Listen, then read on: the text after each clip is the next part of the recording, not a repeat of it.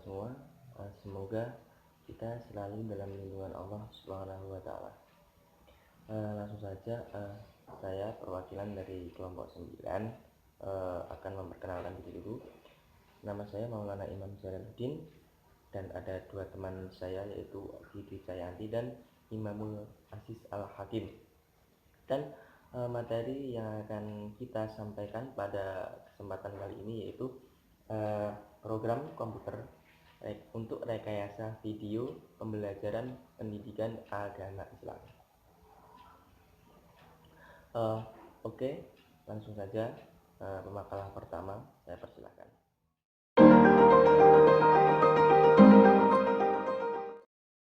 Assalamualaikum warahmatullahi wabarakatuh. Saya Imamul Aziz Al-Hakim dari kelas PIJ kelompok 9. Di sini saya akan mempresentasikan hasil makalah kami yang berjudul Program Komputer Rekayasa Video. Di sini saya mendapat bagian sub bab A, yakni pengertian program rekayasa video.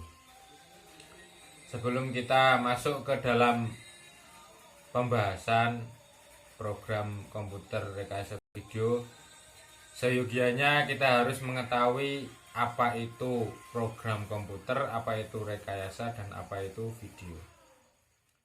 Baik, yang pertama kita membahas pengertian dari program komputer terlebih dahulu. Menurut Undang-Undang Nomor 28 Pasal 9 Tahun 2014 itu menyatakan bahwa program komputer adalah seperangkat instruksi yang diekspresikan dalam bentuk bahasa, kode, skema, atau dalam bentuk apapun yang ditujukan agar komputer bekerja melakukan fungsinya untuk mencapai hasil tertentu. Kita ambil contoh seperti Microsoft Word, di mana Microsoft Word itu adalah seperangkat komputer yang fungsinya itu untuk membuat dokumen. Yang kedua yakni makna perekayasa. Perekayasa itu diambil dari kata rekayasa. Lah, rekayasa itu dalam KBBI itu bermakna perancangan, pembuatan konstruksi serta pengoperasian kerangka, peralatan dan sistem yang ekonomis dan efisien. Contoh saja ketika kita itu ingin membuat suatu acara. Sebelum kita membuat suatu acara itu pasti kita merencanakan sesuatu bagaimana agar acara itu bisa berjalan tepat sasaran dan ekonomis. Video adalah serangkaian gambar yang gerak yang disertai suara yang membentuk satu kesatuan yang dirangkai menjadi sebuah alur dengan pesan-pesan di dalamnya untuk ketercapaian tujuan pembelajaran yang disimpan dengan proses menyimpan pada media atau di disk. Contoh saja seperti kita memaparkan video-video tentang kisah-kisah para rasul. Di situ di dalam video itu tertera gambar-gambar bergerak dan ada suaranya.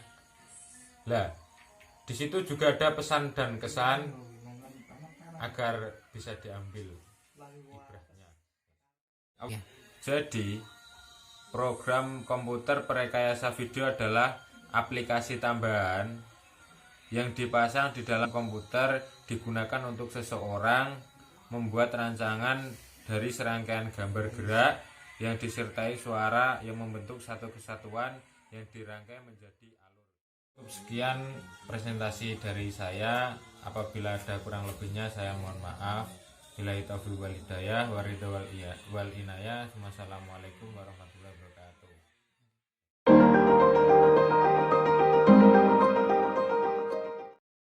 Saya akan menyampaikan materi selanjutnya, yaitu mengenai contoh program komputer rekayasa video. Nah, di makalah kami ini kami menyebutkan dua contoh program.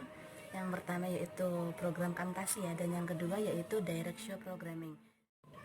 Yang pertama yaitu program Camtasia. Program Camtasia ini adalah sebuah software atau perangkat lunak yang dikembangkan oleh Tech Schmidt Corporation. Camtasia ini digunakan untuk merekam semua aktivitas yang ada pada desktop komputer. Dan berikut ini adalah contoh tampilan dari program Camtasia.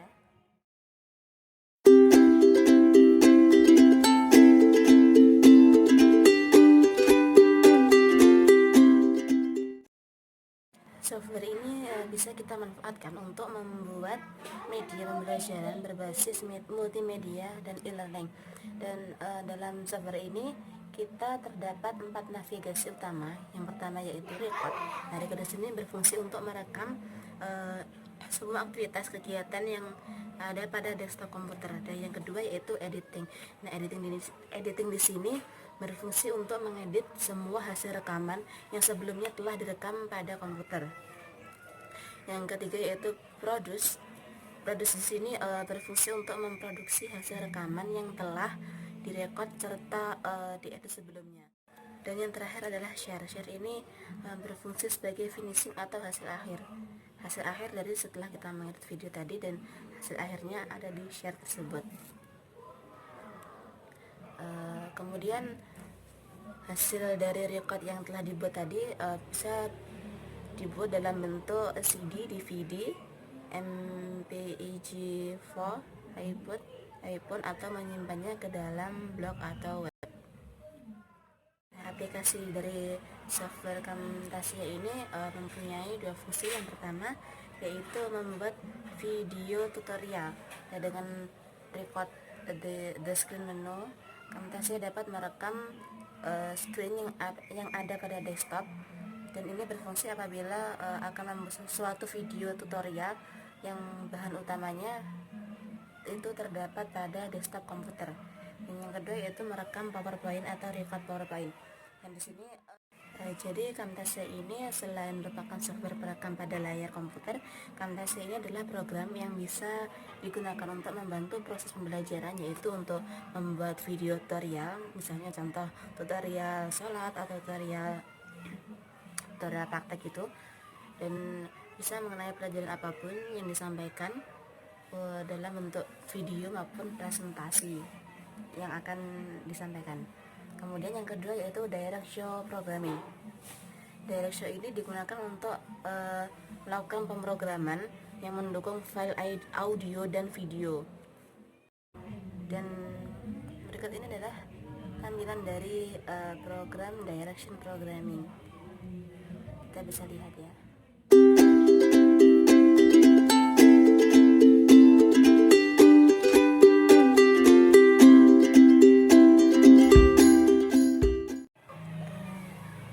Direct show ini menyediakan 3 fitur utama, yaitu yang pertama media stream playback, yang kedua capture, dan yang ketiga multimedia streaming. Kemudian Microsoft Direct Show Editing Service atau DES adalah pemrograman dalam Direct yang mengatur proses khusus untuk video editing. Jadi Microsoft ini digunakan untuk pemrograman khusus untuk video editing. Microsoft DES ini menyediakan beberapa fitur melalui Direct Show, yaitu suatu model garis waktu yang mengorganisir track video dan audio ke dalam layar yang berhubungan, dan hal itu akan memudahkan kita untuk mendapatkan hasil akhir. Yang kedua yaitu kemampuan untuk menampilkan hasil akhir dari suatu proyek video. Yang ketiga yaitu mendukung efek video dan audio, juga transition antara 2 track video. Kemudian konversi frame rate dan audio sampling rate secara otomatis.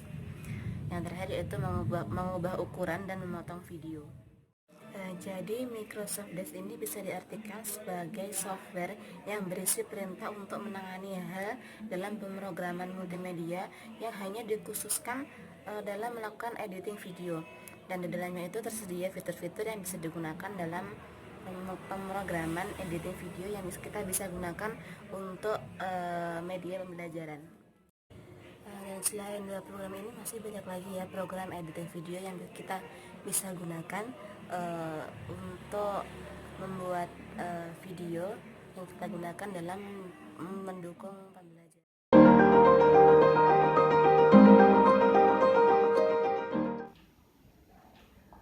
Melanjutkan presentasi dari teman-teman pertama tadi ya.